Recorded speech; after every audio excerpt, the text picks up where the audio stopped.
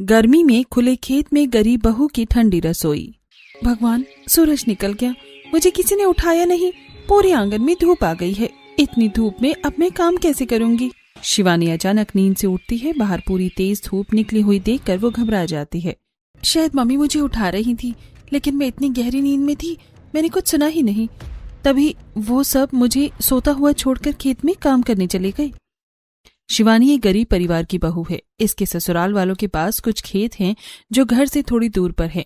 खेतों में ये लोग सब्जी की खेती करते हैं। सबसे पहले घर में झाड़ू लगाती हूँ, उसके बाद फटाफट खाना बना लूंगी। आज तो पूरी दोपहर हो जाएगी खाना बनाने में। इतनी धूप में खाना बनाने में आफत आएगी आज तो। शिवानी जल्दबाजी में पहले घर साफ करती है और फिर खाना बनाती है। हे भगवान, ये कैसी तपती हुई दोपहर है। चूल्हे की गर्मी अलग जान निकाल रही है और ऊपर से सूरज आग बरसा रहा है। ऐसा लग रहा है जैसे चारों तरफ बस गर्मी ही गर्मी फैली हो। इस मौसम में रसोई का काम करना भी किसी परीक्षा से कम नहीं है।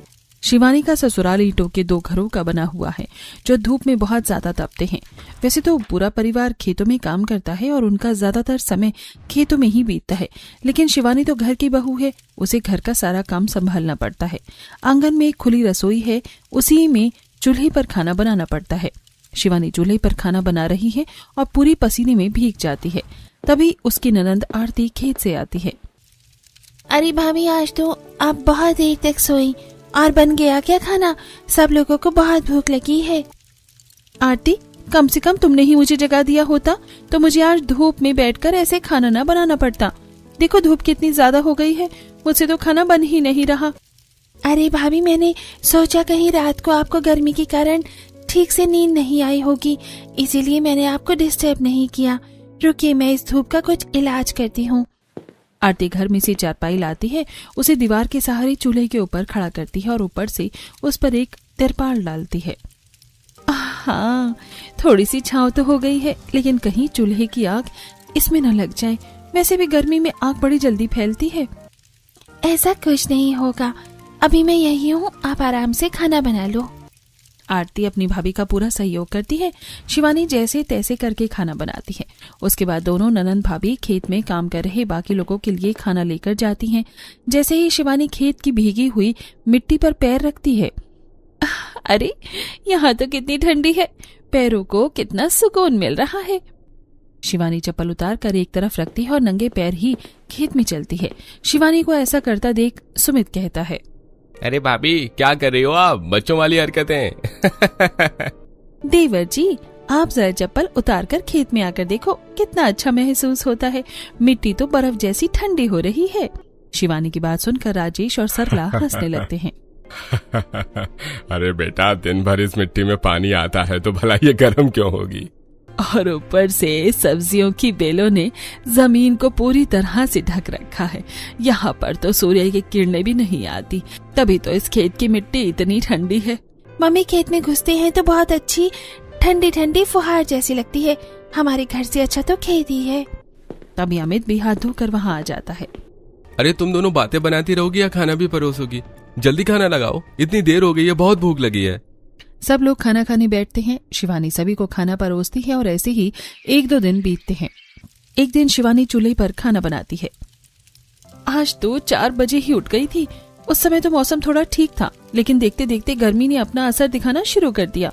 अभी सिर्फ 6 बजे हैं और ऐसा लग रहा है जैसे दिन काफी चढ़ गया हो। अगर सुबह का ये हाल है तो दोपहर में क्या होगा। शिवानी खुद से बातें कर रही होती है, तभी घर पर पड़ोसन पिंकी आती है। अरे सरला बहन, कैसी हो? मैं तो कल भी आई थी तुम्हारे घर पर, लेकिन तुम तो घर पर मिलती ही नहीं। अरे बहन, आजकल खेतों में सब्जियों का काम ज्यादा चल रहा है तो बस वहीं पर लगी रहती हूँ। हाँ, वो भी सही है। घर का काम तो तेरी बहू संभाल ही लेती है, तो फिर तुझे घर आने की क्या ही टेंशन। पिंकी ऐसे ही सरला से बातें करने लगती है। तभी पिंकी का ध्यान धूप में बैठकर खाना बनाती शिवानी पर जाता है। अरे सरला, बुरा मत मानना, लेकिन तुमने तो बहू की हालत देखो क्या करती है। तुम्हारे घर में कितनी धूप आती है। एक रसोई ही बनवा दो जहाँ वो शांति से बैठकर खाना बना पाए। बेचारी की गर्मी में हालत देखो कितनी खराब हो गई है। पिंकी की बात सुनकर सरला गहरी सांस लेती है।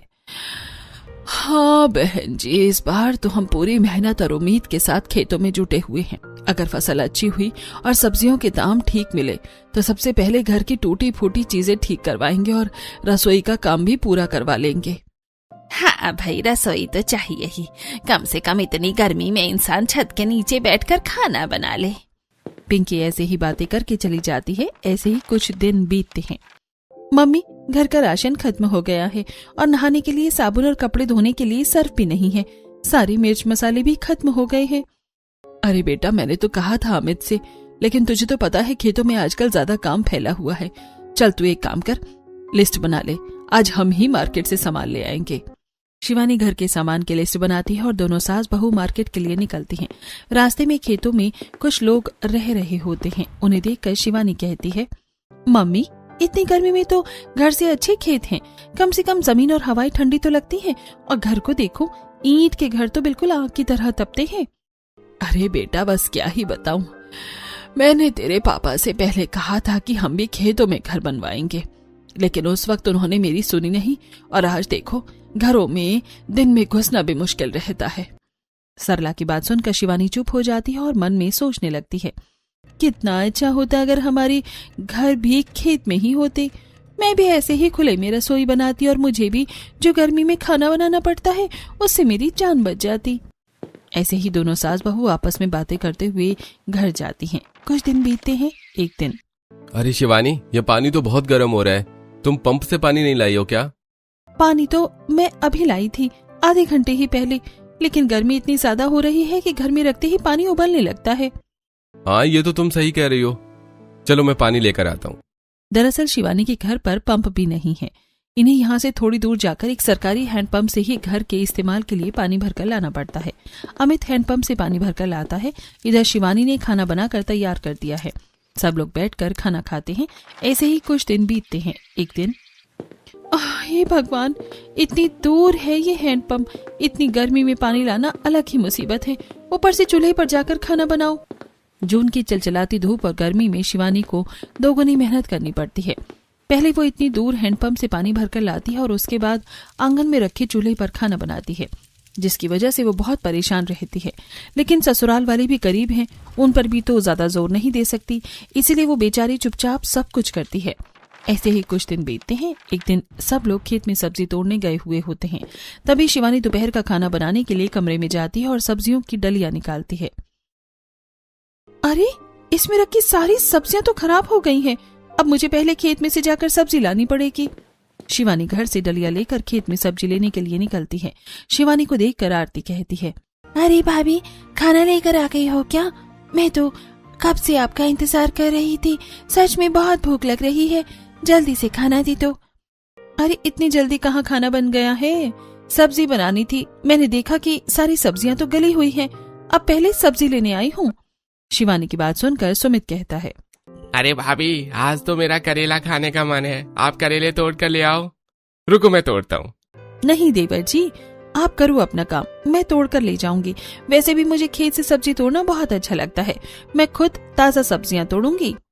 शिवानी जैसे ही करेले के खेत में करेला तोड़ने लगती है, करेले की बेल ऊपर लकड़ियों पर फैली हुई है और उनके नीचे करेले लटके हुए हैं। नीचे बिल्कुल ठंडक हो रही है।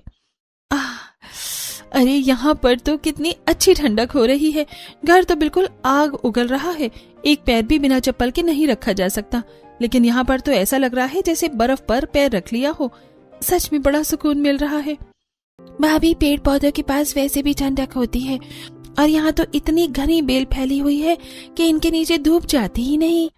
दोनों ननद भाभी आपस में बातें करने लगती हैं। अचानक शिवानी का पैर फिसलता है और वो नीचे गिर जाती है। उसके हाथ पैर सब कीचड़ में सन जाते हैं। शिवानी को ऐसे देखकर सुमित और आरती बहुत हंसते हैं। अरे भाभी, मैंने कहा था ना मैं तोड़ कर दे दूंगा करेला, लेकिन आप तो सुनती ही नहीं हो। इन दोनों को हंसता हुआ देखकर राजेश कहते हैं, अरे एक तो बहू गिर गई, उसके कपड़े खराब हो गए और तुम दोनों नालायक हंस रहे हो। अरे बहू को उठाओ तो, कहीं चोट वोट तो नहीं लगी? नहीं मम्मी, मैं ठीक हूँ, बस कपड़े खराब हो गए हैं। तभी अमित वहाँ आता है। अरे रुको, मैं तुम्हारे लिए पानी लाता हूँ, तुम यहीं पर कपड़े धो लेना। घर पर तो शिवानी को इतनी दूर से हैंडपंप से पानी लाना पड़ता है, लेकिन इनके खेतों में ट्यूबवेल लगी हुई है। अमित शिवानी को वहीं पर एक बाल्टी पानी भरकर दे देता है। शिवानी अपने हाथ पैर और कपड़े साफ कर लेती है। कितना अच्छा होता अगर मुझे घर जाकर खाना न बनाना पड़ता। अरे भाभी, क्या कह रही हो आप? यही कि अब मैं घर जाऊंगी, पहले हैंडपंप से पानी लेकर आऊंगी, उसके बाद उस आंगन में रखे चूल्हे पर खाना बनाऊंगी। घर में खाना खाने लायक भी कुछ नहीं है इस टाइम तो। अच्छा, तो फिर खाना ना बनाने का मतलब आप ये कह रही हैं कि अगर खाना खेत में ही बनता तो अच्छा होता? हाँ, मैं यही कह रही हूँ। चलो, किसी को तो मेरी बात समझ में आई। वैसे भाभी, आपकी बात में दम है, क्यों ना हम अपने खेतों में ही रसोई बनाए? हाँ, वही मैं कह रही हूँ कि हमें खेत में रसोई बनाने में बहुत सारे फायदे हो जाएंगे।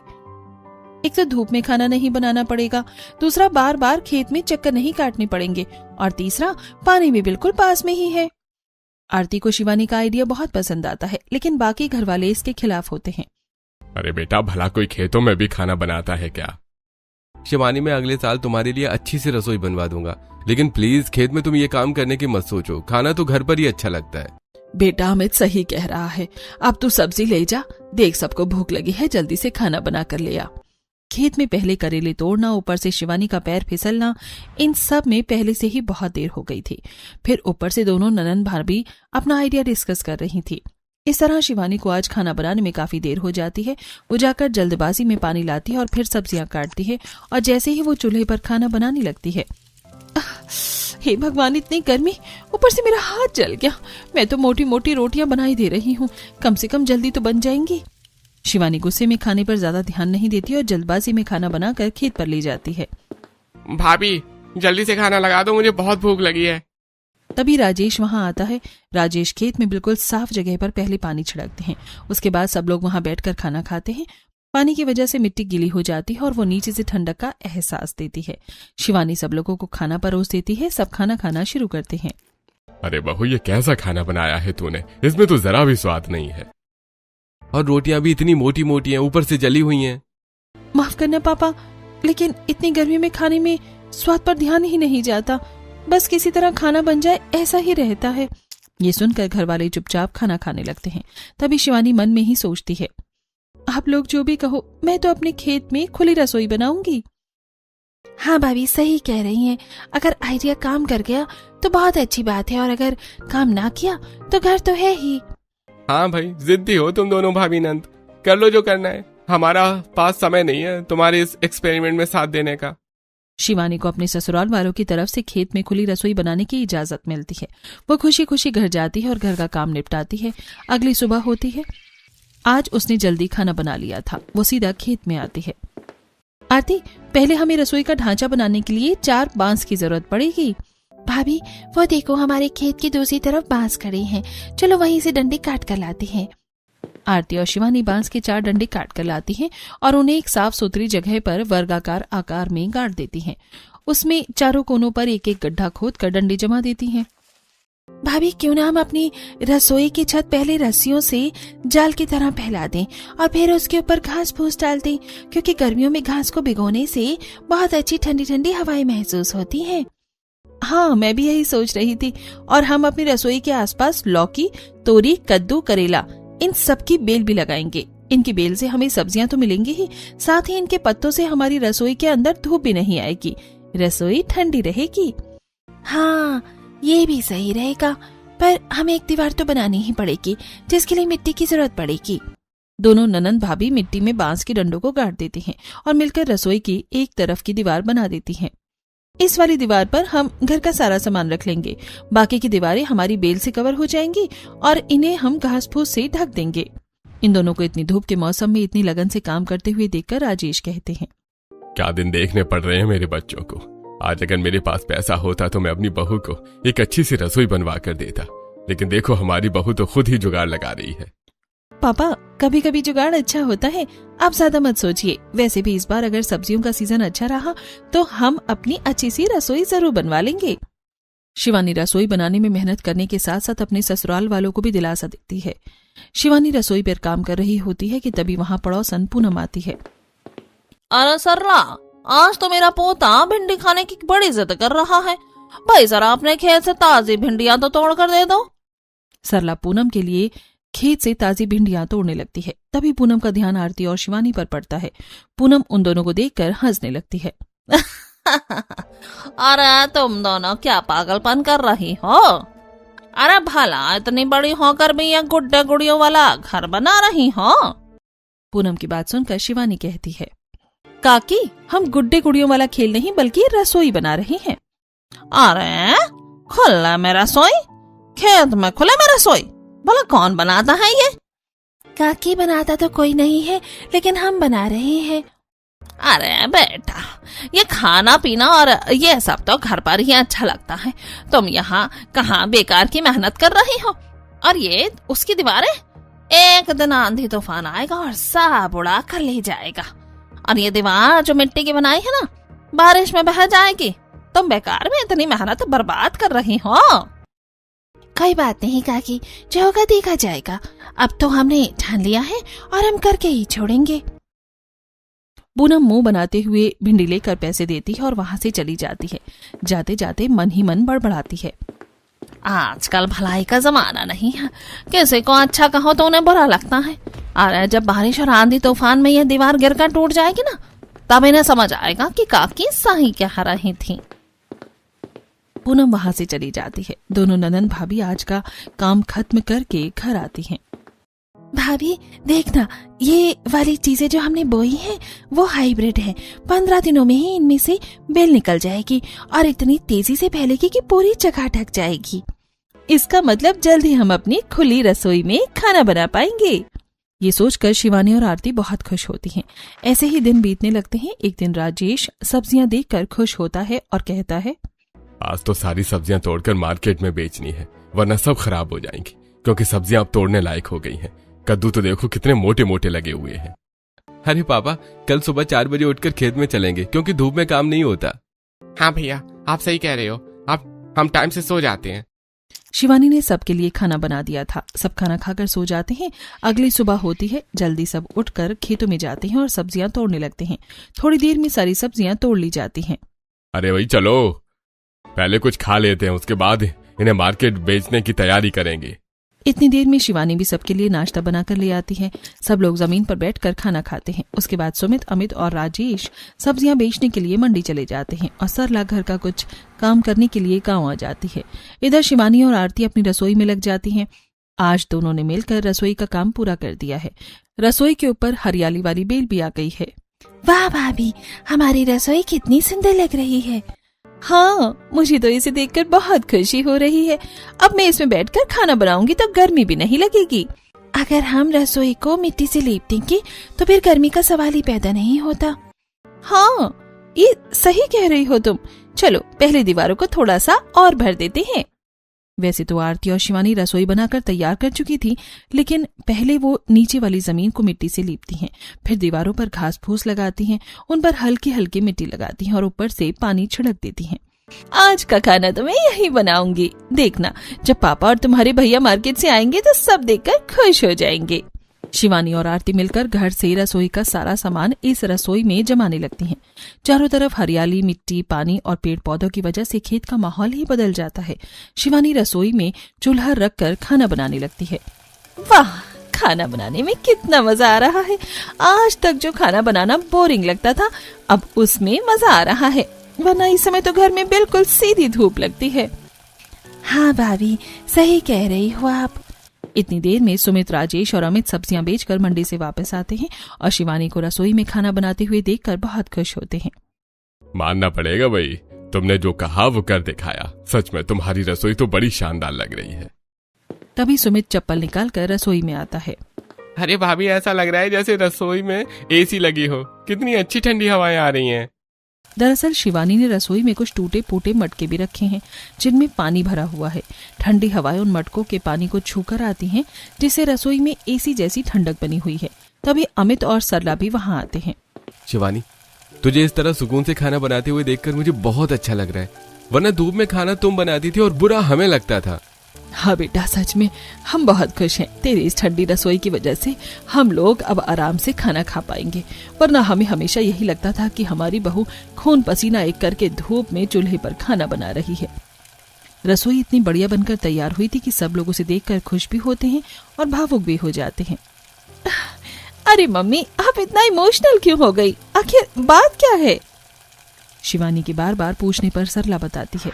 सरला, थोड़ा जल्दी उठकर खाना बना लिया करो। देखो आंगन में कितनी धूप आती है, ऊपर से चूल्हे पर खाना बनाना तुम्हें बड़ी तकलीफ होती होगी। मैं तुमसे वादा करता हूँ अगली बार हम अपनी पक्की रसोई बना लेंगे। अरे कोई बात नहीं, मेरा तो काम ही है रोजाना खाना बनाने का, मैं बना लूंगी। आप लोग खेत में जाकर सब्जियां तोड़ लो। सरला राजेश को सब्जियां तोड़ने के लिए खेत में भेज देती है। इधर खुद धूप में आंगन में चूल्हे पर खाना बनाती है। अचानक इतनी ज्यादा गर्मी होने की वजह से सरला को चक्कर आ जाते हैं। घर पर कोई भी नहीं होता। करीब 1 घंटे बाद राजेश वापस लौटता है। क्या हुआ तुम्हें सरला, तुम ठीक तो हो ना? अमित, पानी लेकर आओ। ये सुनकर बच्चे डर जाते हैं। आखिर सरला को क्या हुआ? इधर राजेश के भी हाथ पैर फूलने लगते हैं। राजेश सरला को उठाकर घर में लिटा देता है। अमित उसके ऊपर पानी से छींटे डालता है। थोड़ी देर में सरला को होश आता है। बहुत हो गया, अब तुम धूप में खाना नहीं बनाओगी। अरे इससे अच्छा है कि हम खाना खाना ही बंद कर दें। राजेश मन में विचार करता है कि इस बार वो अपनी रसोई पक्की जरूर बनवाएगा, लेकिन ऐसे ही 1-2 दिन बीत जाते हैं। अब राजेश कभी भी सरला को अकेले खाना नहीं बनाने देता। या तो बच्चे उसके पास रहते या फिर राजेश। ऊपर से ये लोग सुबह उठकर धूप निकलने से पहले ही खाना बना लेते हैं। ऐसे ही दिन बीतने लगते हैं। अरे पापा, इस बार तो हमारी फसल बहुत अच्छी हुई है, अच्छा पैसा आएगा। बस भाई, भगवान भरोसे है। अब देखते हैं भगवान ने हमारे लिए क्या सोचा है। सब लोग बहुत खुश होते हैं, लेकिन अचानक इतनी तेज बारिश आती है कि सारी फसल बर्बाद हो जाती है और ये लोग चाहकर भी एक रसोई नहीं बनवा पाते। तब से इनकी रसोई बनवाने का ये संघर्ष लगातार चल रहा है। बेटा, तूने आज बिना पैसों के ही इतनी अच्छी रसोई बना दी, वरना हम तो तुझे एक अच्छी रसोई भी नहीं दे पाए। बस यही सब सोचकर मेरी आंखें भर आई। अरे छोड़ो, तुम भी क्या पुरानी बातें लेकर बैठ गई हो। चलो भाई, मुझे भूख लगी है। राजेश की बात सुनकर आरती सबका ध्यान दूसरी तरफ करती है। अरे ये सब छोड़ो, चलो सब लोग बैठकर खाना खाते हैं। सब लोग अपनी ठंडी रसोई के पास ही जमीन पर बैठकर खाना खाते हैं। ऐसे ही दिन बीतते हैं। बताओ आज खाने में किसको क्या क्या खाना है? आज सबकी पसंद का खाना बनेगा। मेरे लिए तो भिंडी बना दो। भाई, मेरा तो मीठा कद्दू खाने का मन है। अरे अब घर में इतनी सारी सब्जियां बन रही हैं, मैं तो वही खा लूंगा। अरे भाभी, मेरे लिए तो तोरी बना दो, मुझे गर्मी में हल्की सी तरी वाली सब्जी बहुत अच्छी लगती है। ठीक है भैया, सबकी पसंद का खाना बनेगा हमारी खुली ठंडी रसोई में। रसोई की वजह से शिवानी बहुत खुश रहती है। उसका अलग अलग खाना बनाने का बहुत मन करता है। वो अपनी रसोई से डलिया उठाती है और खेतों से जाकर सब्जियां तोड़ने लगती है। शिवानी भिंडी, कद्दू और तोरी तोड़ कर लाती है और वहीं पास में चल रहे पंप पर सारी सब्जियां धो लेती है। भाई, ये तो बहुत अच्छा काम हो गया। हम तो बेकार में इस आइडिया को खराब बता रहे थे। देखो, यहाँ तो सब्जी खेत से तोड़ लो और पानी भी बिल्कुल पास में है। हाँ मम्मी, और दिन भर घर से खेत में जो 10 चक्कर लगाने पड़ते थे उनका भी समय बच जाता है, वरना मैं तो थक ही जाती थी। अरे बेटा, तू ही क्या, हम भी बार बार घर से खेत में आने जाने में बहुत थकते थे। अब तो बस मजे ही मजे हैं। सब लोग ऐसे ही बातें कर रहे होते हैं। तभी पड़ोसी राजू इनके खेतों में आता है। साथ में पड़ोसन पूनम और पिंकी भी होती हैं। अरे भाई, क्या बातें हो रही हैं? और ये खेत में तुमने क्या बना लिया? लगता है यहीं रहना शुरू कर दिया है। राजेश हंसने लगता है। अरे नहीं नहीं भाई, ये तो मेरी बहू ने रसोई बनाई है। जैसे ही राजू रसोई के पास आकर देखता है, अरे वाह, इतनी अच्छी रसोई! भाई ये तो किसी शोपीस से कम नहीं लग रही है। बहू का दिमाग सच में बहुत अच्छा है। देखो तो कितनी प्यारी लग रही है। अरे काका, बाहर से देखने पर तो ठीक है, अंदर आकर देखो, ये अंदर से बिल्कुल ठंडी है। सुमित के कहने पर राजू रसोई के अंदर आता है। अरे वाह भाई, अंदर से तो बड़ी अच्छी ठंडी फुहारें आ रही है। भाई क्या किया है तुम लोगों ने इसमें? तभी शिवानी कहती है, काका, मेरी रसोई की एक दीवार कच्ची मिट्टी से बनी है और बाकी दीवारें बेलों से ढकी हुई हैं। अगर हम उन पर थोड़ा सा भी पानी डालते हैं तो खेतों में जो हवा चलती है ना, वो बिल्कुल ठंडी लगने लगती है। और पास में जो मटके रखे हैं वो भी इस ठंडक की वजह है। भाई सच में कमाल हो गया। वरना गांव में तो इतनी ज्यादा धूप और गर्मी लगती है, लेकिन यहाँ तो बड़ा सुकून है। यहाँ तो खाना बनाने में भी मजा आता होगा और खाने में भी। हाँ काका, बहुत मजा आता है। आज आप भी हमारे साथ खाने का आनंद लो। तभी पीछे खड़ी पूनम सब सुन रही होती है, लेकिन उसके कुछ भी कहने की हिम्मत नहीं पड़ती। तभी आरती कहती है, पूनम काकी, आप ही देखो हमारी रसोई। आप तो कह रही थी ना कि हम किस चक्कर में पड़ रही हैं, जरा अंदर आकर तो देखो। हाँ हाँ, तुम लोगों ने तो बहुत अच्छी बना ली है ये। मुझे तो लगा नहीं था कि तुम इतनी अच्छी रसोई बना लोगे। पूनम खुद ही अपनी बातों पर शर्मिंदा होती है और फिर उनके खेतों से सब्जियां लेकर चली जाती है। इधर शिवानी सबके लिए खाने पीने की ठंडी ठंडी चीज जैसे जीरा राइस, रायता, कड़ी चावल बनाती है। सब लोग वहीं बैठकर खाना खाते हैं और फिर आराम भी करते हैं। ऐसे ही 1-2 दिन बीत जाते हैं। इधर राजू गाँव में सबको बताता है, अरे अपने अमित की बहू है ना शिवानी, उसने खेतों में इतनी अच्छी रसोई बनाई है, बहुत ही प्यारी। आसपास पेड़ पौधे लगे हैं, उसकी रसोई में तो सब्जियां भी ऐसे लटक रही हैं जैसे कोई शो पीस हो। जब गांव वाले राजू की बात सुनते हैं तो उनसे रहा नहीं जाता और वो सीधे राजेश के खेतों में पहुंच जाते हैं। गांव के लोग राजेश के पास आते हैं। राजेश जी, सुना है आपकी बहू ने खेतों में खुली और ठंडी रसोई बनाई है, क्या हम भी आपकी रसोई देख सकते हैं? अरे भाई, ये कोई देखने की चीज थोड़ी है, ये तो हम जैसे गरीब लोगों का जुगाड़ है। हमारी बहू को धूप में खाना बनाना पड़ता था, इसलिए उसने जुगाड़ करके ये सब बनाया है। गांव के लोग जैसे ही रसोई को देखते हैं उसकी बहुत तारीफ करते हैं। अरे वाह भाई वाह, ये तो बहुत ही अच्छा जुगाड़ है। भाई हमारे घर में भी रसोई नहीं है, हम भी अपने घर में ऐसी रसोई बनाने की कोशिश करेंगे। अरे काका, घर में एक तो पेड़ भी जरूर लगाना, पेड़ों की वजह से भी घर में धूप कम आती है और ठंडक बनी रहती है। हाँ बिल्कुल, देखो हमारी रसोई के ठंडक का राज यही छोटे छोटे पेड़ पौधे हैं। बेलों ने देखो कैसे रसोई को छत का रूप दे दिया है और इन पर सब्जियां भी लगी हुई हैं। वरना हमारे घर पर तो एक भी पेड़ नहीं था, जिसकी वजह से गर्मी बहुत ज्यादा लगती थी।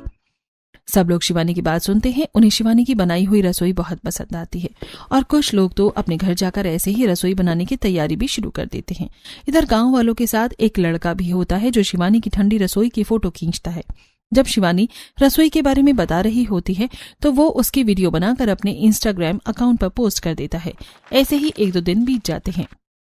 अरे वाह, ये तो कमाल हो गया।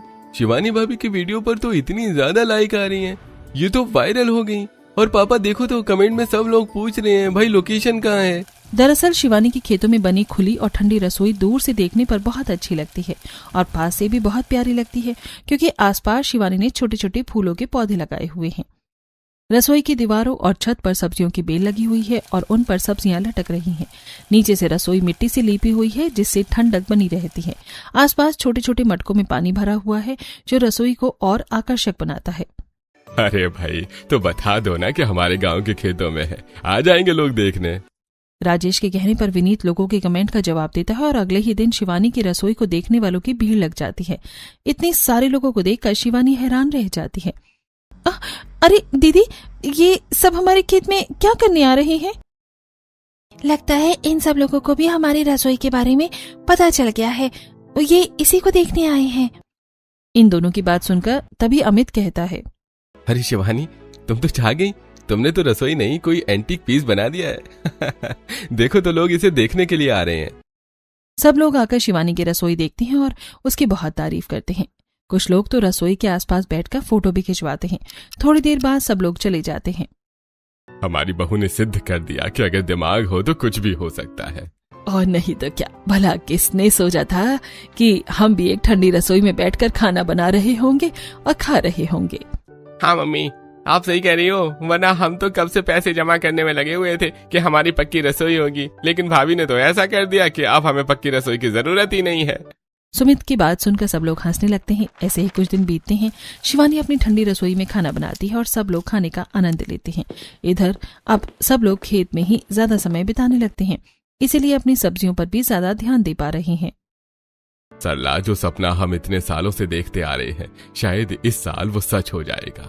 हाँ पापा, लगता है तो मुझे भी यही है। देखो इस बार हमारी सब्जियां कितनी लहरा रही हैं और इस बार तो सब्जियों के रेट भी बहुत महंगे निकले हैं, यानी इस बार हमें खूब मुनाफा होना चाहिए। अरे मेरे बच्चे, पहले से मत बोल वरना नजर लग जाएगी। सरला की बात सुनकर अमित चुप हो जाता है। 1-2 दिन बीतते हैं।